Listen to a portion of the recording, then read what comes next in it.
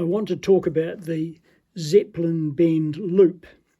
You may have heard of the Zeppelin Bend knot, and if you want to tie a Zeppelin Bend loop, it's really good to get a good picture in your mind of what a Zeppelin knot, a plain Zeppelin joining knot should look like. So this is how I tie it. In my left hand, I create a clockwise circle with the tail going under the main part of the rope.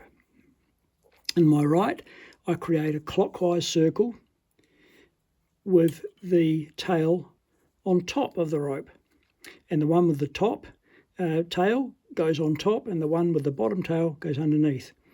Then the underneath one comes round and back down through both eyes, and the top one goes underneath and comes back out through the top.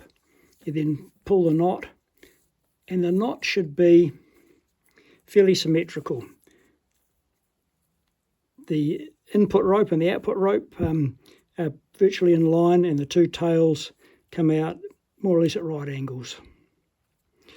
So when you're tying a Zeppelin loop,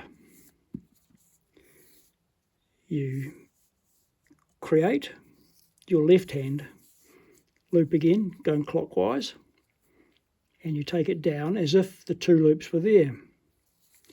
And then with that tail, you create the second loop as if it were going round on top. It would go through there and follow the other loop, and then come down from the top and come up from underneath.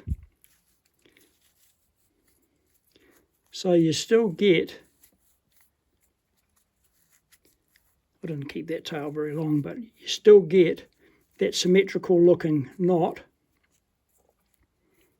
with the input and output being virtually opposite and the two tails being opposite, but you've ended up with a secure eye. Now, I don't know about how much it reduces the breaking strain of the rope, this knot, but all knots seem to reduce a breaking strain.